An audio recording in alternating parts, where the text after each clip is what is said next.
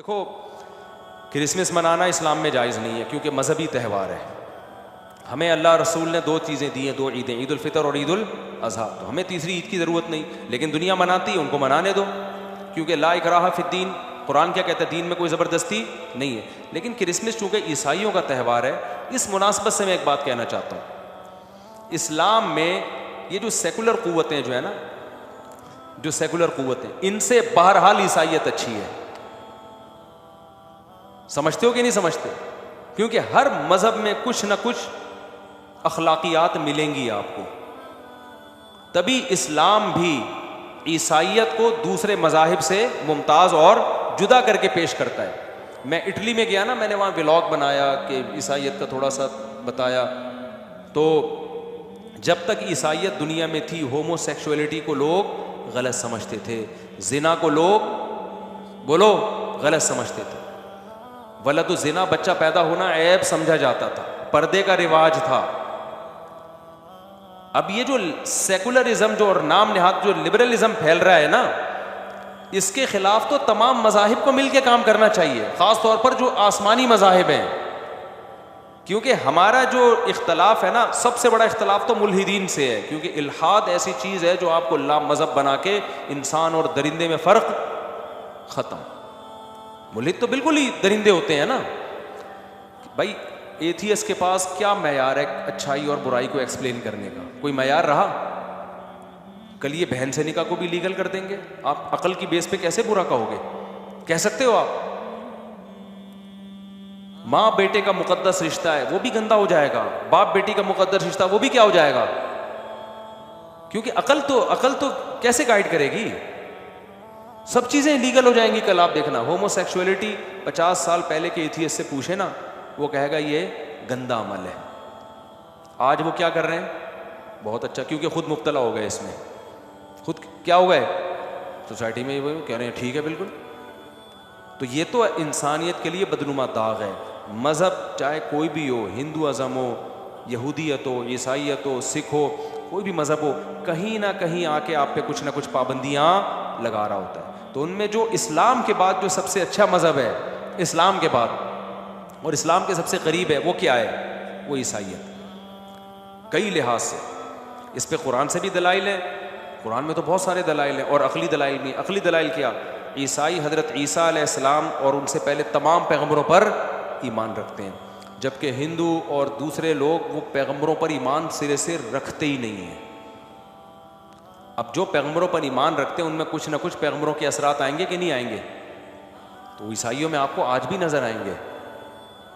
आप चाइना और अमेरिका को अगर कंपेयर करें ना, ठीक है बड़े बड़े जुल्म कर रहा है अमेरिका, लेकिन आप अगर मौका मिले ना दोनों को जुल्म का, तो आपको अमेरिकन कम जालिम नजर आएंगे। क्यों? उनका कहीं ना कहीं रिश्ता जाके किससे मिलता है? एक पैगंबर से मिलता है। खुराकों पे आप गौर कर लो। आप कोरिया जाओ, आपको बंदर के भेजे खाने वाले मिलेंगे। बंदर को पकड़ा, कट मारा, जिंदा बंदर का भेजा, यूट्यूब पे वीडियो पड़ी हुई है, खाने वाले मिलेंगे। ईसाइयों में ठीक है, मुसलमानों की तरह हलाल नहीं खाते, लेकिन आपको कुत्ते बिल्ली और बंदर, ये चीज़ें ईसाइयों में उनका रेशो ना होने के बराबर है। क्यों?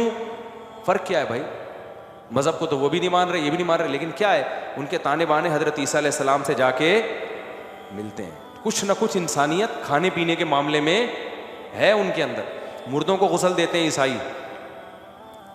दुनिया में बहुत सारी कौमें ऐसी हैं, कोई मुर्दों को जला रहा है। दहशत है या नहीं है? यार अपनी माँ अपने बाप को क्या कर देते हो? जला देते। मैं थाईलैंड गया, वहाँ पर ओवन रखे हुए हैं। उफ, इतने खतरनाक। व्लॉग बनाते हुए भी आदमी को डर लग रहा होता है कि ऐसा ना लोगों की नींदें उड़ जाएं। आप अपनी सगी माँ को पता है क्या करते हैं वहाँ पे? वो सगी माँ को लिटाया और ओवन में डाला। इतना हाई टेम्परेचर की आग होती है, सेकंडों के अंदर राख बना के बाहर। दिल कांपता है यार इंसान का।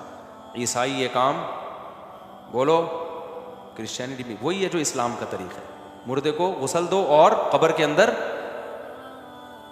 बोलो ना दफन करो। बहुत से मुल्कों ने तो ऐसा किया है कि वो राख बना के बोतलों में रख लेते हैं। ईसाइयों में नहीं है।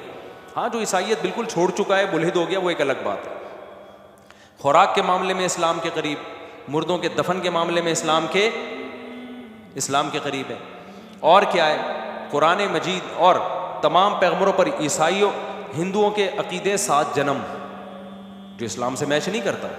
सिखों का अलग अकीदा है, ईसाइयों का सेम वही अकीदा है, मौत के बाद अजाब कब्र भी है, मैदान हशर भी है, जन्नत भी है और जहन्नम भी है। सेम वही अकीदा है जो किसका है, मैंने तो पढ़ी है ना, इंजील भी पढ़ी है, तौरात भी, तो उसमें वही जहन्नम का नक्शा है जो किसने खींचा है, कुरान ने खींचा। वही जन्नत का नक्शा है जो किसने खींचा है, बोलो ना, कुरान ने खींचा है। सेम वही चीजें। फिर कुरान नूह अलैहिस्सलाम का वाकया बयान करता है, तौरात भी नूह अलैहिस्सलाम का वाकया, इंजील भी नूह अलैहिस्सलाम का वाकया। ठीक है, बहुत कुछ फर्क भी है, लेकिन बेसिक चीजें दोनों की एक ही है। कुरान भी बयान करता है नूह अलैहिस्सलाम बहुत लंबी उम्र, सदियों तक तबलीग की। ईसाइयत भी कहती है नूह अलैहिस्सलाम सबसे तवील जिंदगी जिस पैगंबर को मिली वो किसको मिली है। हिंदू तो पैगंबरों को ही नहीं मान रहे, ईसाई भी नूह अलैहिस्सलाम को मानते हैं। इब्राहीम अलैहिस्सलाम सबकी नज़र में पसंदीदा हैं, जो अल्लाह के खलील थे।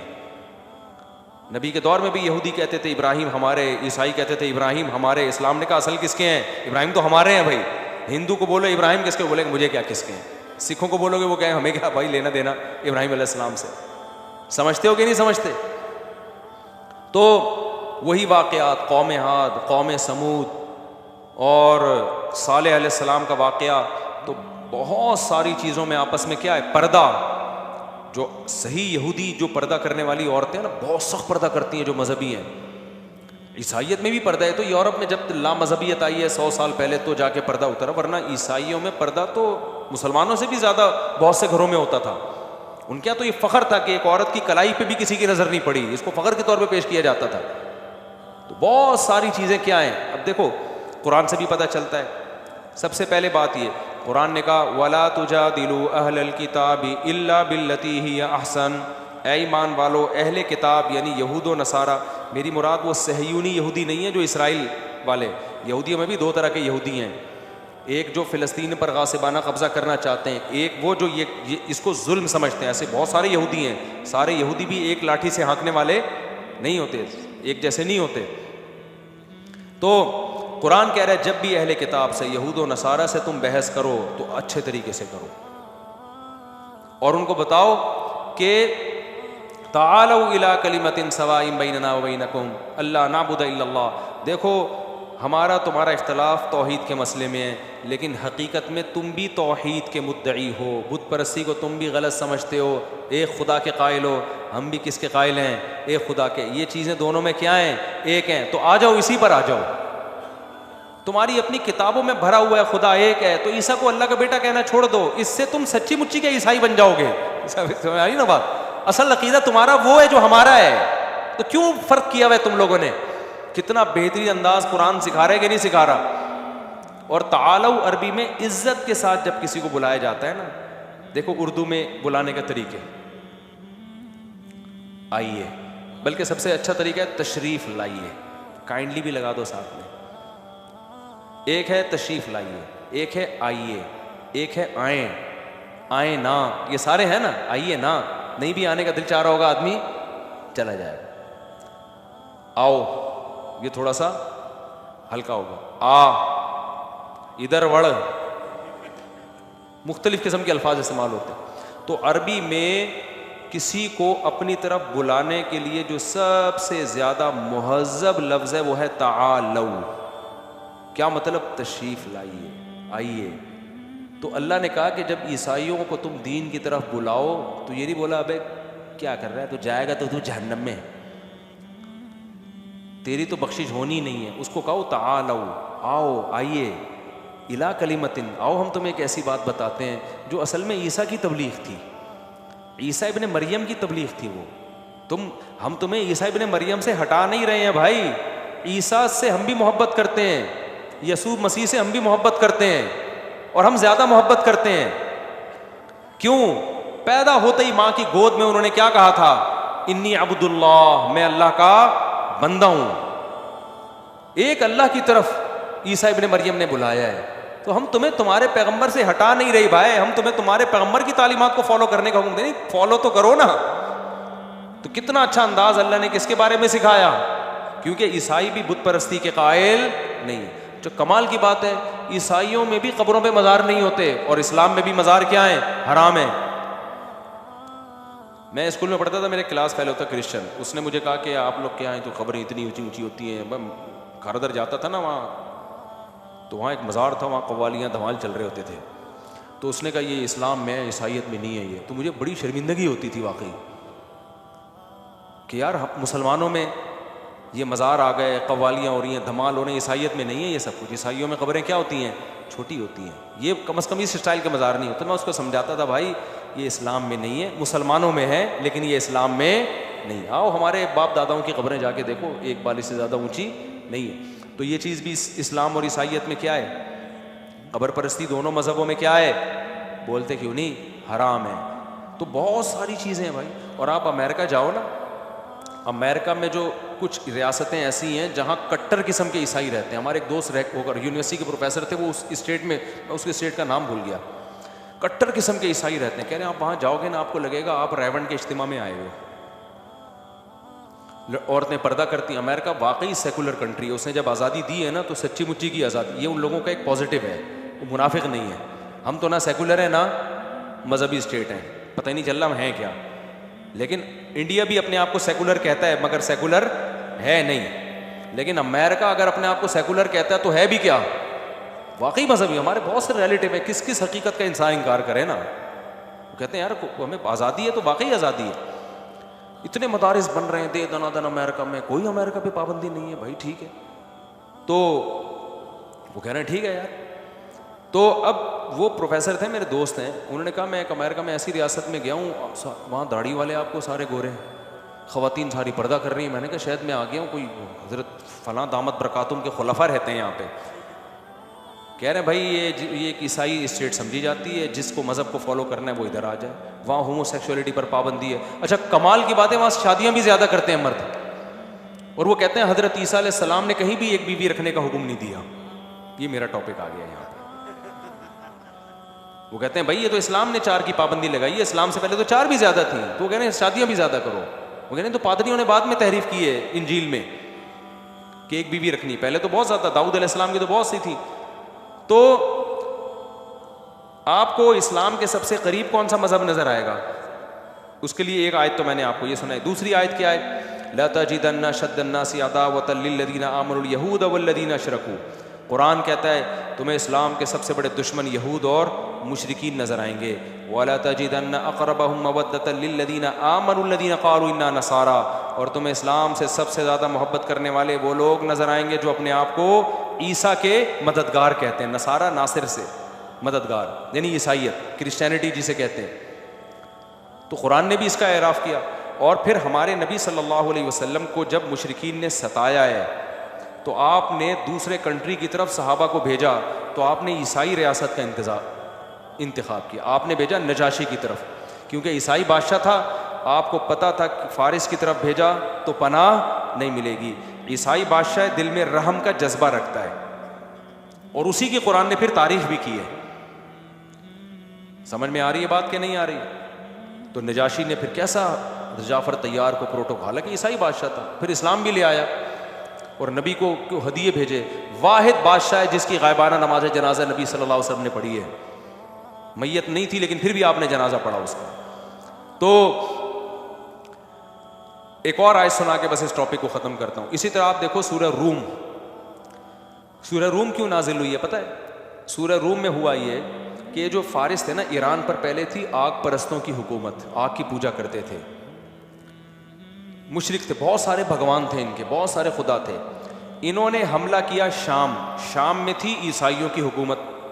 तो जब शाम पे हमला किया तो रूम जो था ना शाम की तरफ था ना पहले, वो तो टहलते टहलते फिर इटली चला गया, इटली की तरफ, वरना पहले रूम इस तरफ था। तो जब हमला किया है तो ईसाइयों को शिकस्त हो गई। आप हैरान होंगे, उस पर सहाबा को गम हुआ है और मुशरिकीन को उस पर खुशी हुई है। मुशरिकीन ने कहा देखो ये जो रूमी है, रोम जिसे आजकल कहते हैं, ये जो रूमी लोग हैं ये भी पैगंबरों को भी मानते हैं, जन्नत जहन्नम को भी मानते हैं, एक खुदा के दावेदार हैं, ये ज़बान से बहरहाल तौहीद के दावेदार हैं, चाहे उस मयार पे पूरे उतरते हो या नहीं उतरते हो। ये खुदा के मानने वाले लोग हैं, एक अल्लाह के, और पैगम्बरों को मानते हैं, और हम तो बहुत सारे खुदाओं को मानते हैं। ईरान के जो फारसी पारसी हैं वो भी बहुत सारे खुदाओं को मानते हैं।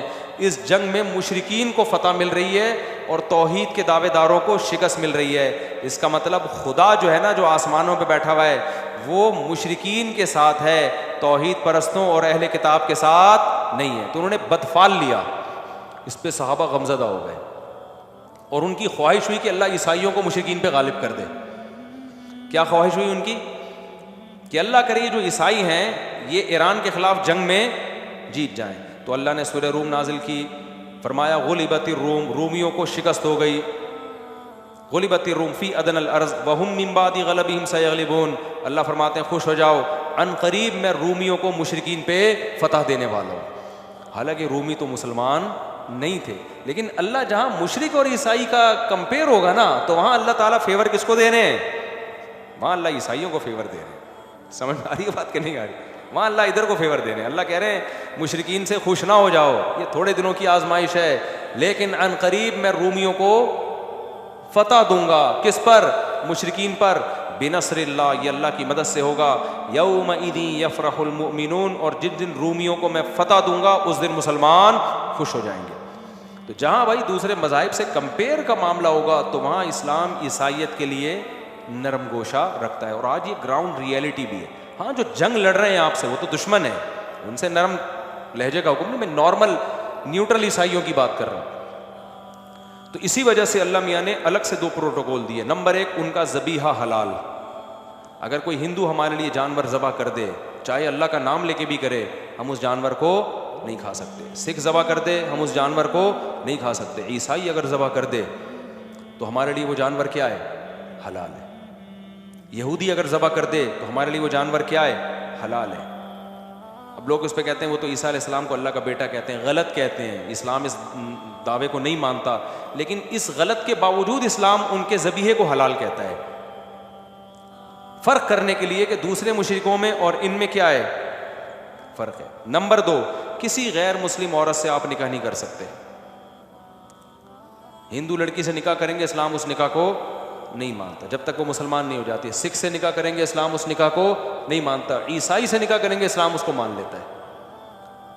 समझ में आ रही है बात कि नहीं आ रही? बशर्ते कि ईसाई हो, मुल्हिद ना हो। आजकल के बहुत से ईसाई हज़रत ईसा के मुनकिर हो चुके हैं। खुदा के वो सिर्फ कागज़ में लिखा होता है, होते नहीं है। सच्ची मुच्ची में वो मानता हो तो ये अल्लाह ताला ने एक प्रोटोकॉल दिया है। तो इसलिए हर वक्त नफ़रत की बातें करना, हर वक्त हूटिंग करना और ये सब करना, इससे इस्लाम को कोई फ़ायदा होने वाला नहीं है। तो पॉजिटिव वे में भी बहुत से काम हम कर सकते हैं। कुरान ने हमें तरीक़ा बताया है। अहले किताब से जब मारने धाड़ने का हिंदुओं को भी हुक्म नहीं दिया। कहीं आप कहो कि चूँकि ईसाइयों से तमीज़ से बात करें तो हिंदू से बदतमीज़ी से बात करें हम, ये मेरा मतलब नहीं है। मतलब ये है कि दूसरों के मुकाबले में अल्लाह ताला, क्योंकि वो एक सच्चे नबी को मानते हैं, ईसा इब्न मरियम को मानते हैं, और कुरान ने ईसाइयों पर, कुरान का ये भी एहसान है कि यहूदी आज तक ईसा को माज़ अल्लाह वलदुज़्ज़िना कहते हैं। आज तक कुरान इसमें किसको गलत करार देता है?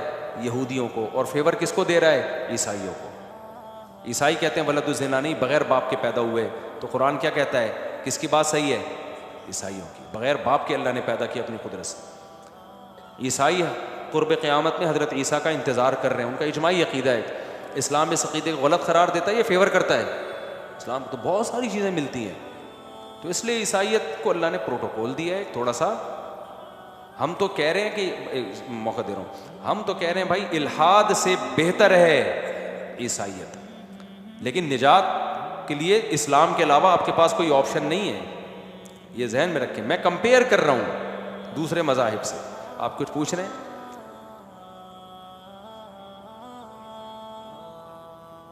नहीं।